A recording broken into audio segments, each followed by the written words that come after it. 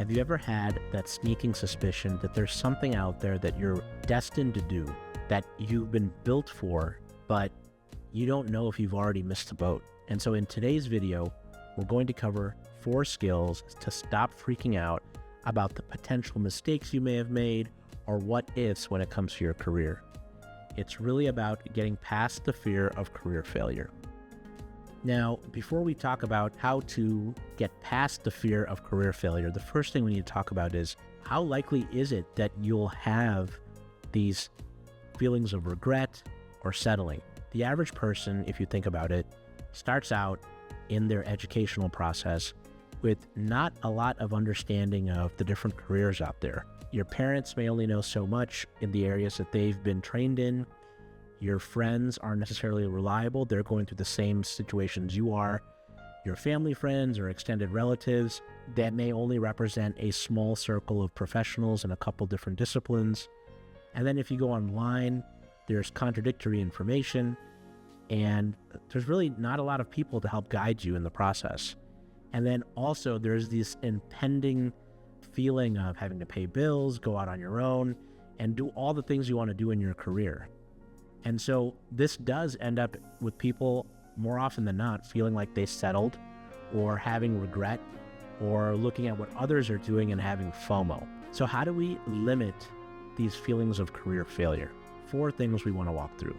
First, build relevant skills. You've probably heard in different places that ultimately your skills are what make you hireable.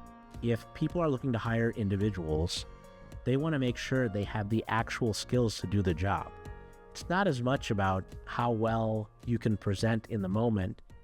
That does play a huge role, but at the end of the day, if you get a job by sounding good and looking good on paper, but you can't actually do the job, you don't know how to, let's say, handle a budget, you don't know how to do the accounting if you're an accountant, that's going to be found out very quickly. So ultimately, you need to have built skills in each position that sets you up for the next one.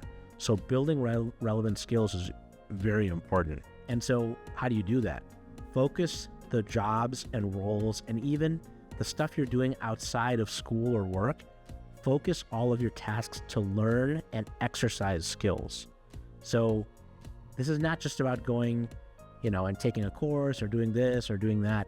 You need to actually do the work, right? So, for example, if you want to become an engineer, it's really helpful to work in an engineering club in undergrad and actually do some design work, actually run some analysis, actually work on a cross-functional team. Because when it comes time to actually do that in the real world, in a real job, you can draw on those skills.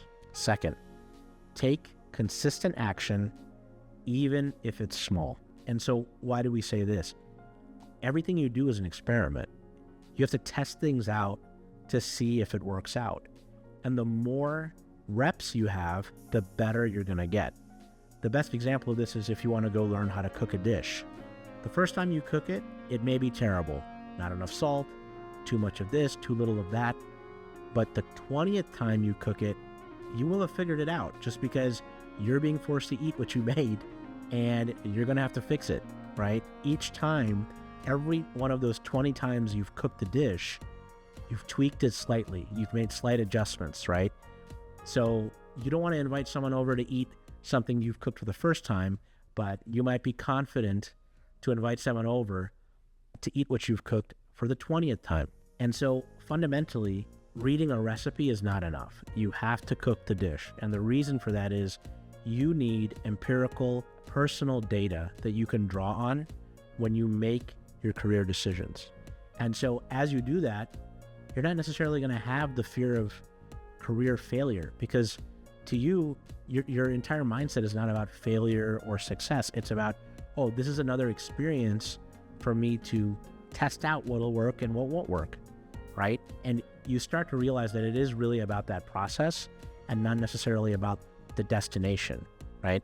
And so to really sum that up, that step is about looking at your career like a research project. Third, work from the end backwards. And so what you realize is we talked about skills, we talked about taking consistent action, But when you want to talk about career strategy, you need to know where you want to end up.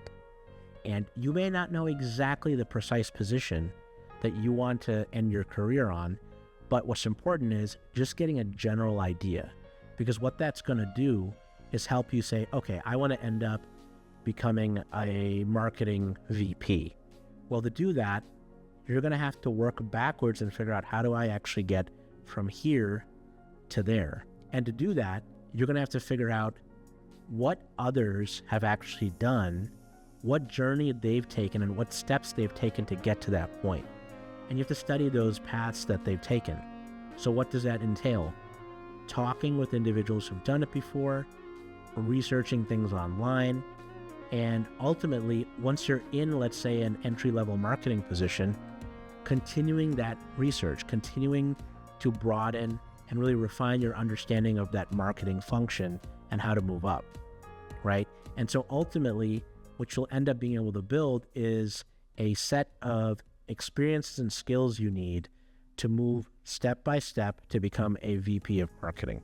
And so that's the power of working from the end backwards, because what you're starting to realize then is, oh, this is not about career failure.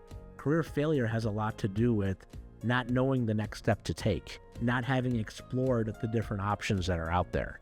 So work from the end backwards so you have a clear vision of which way you want to go. And finally, the fourth principle, find a mentor. Finding a mentor is one of the most useful ways to shortcut issues people have in their career, and you're getting the benefit of real experience from people who've actually been there.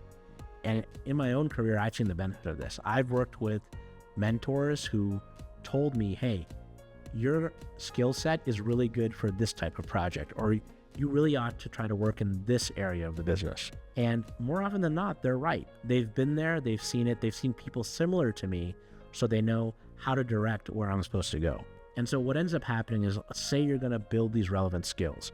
You're going to take consistent action, you're working from the end backwards, that's how you're thinking about your career path, and you're finding mentors along the way. Suddenly, instead of having this fear of career failure, having regret after the fact, success becomes just an inevitable outcome of this process you're running through, right? It becomes more inevitable than it would have been otherwise.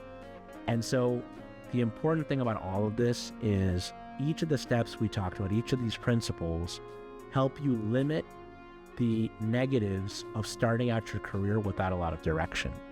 You're slowly building a knowledge base where you can make good career decisions that are informed, that let you know the pros and cons of every step you can take.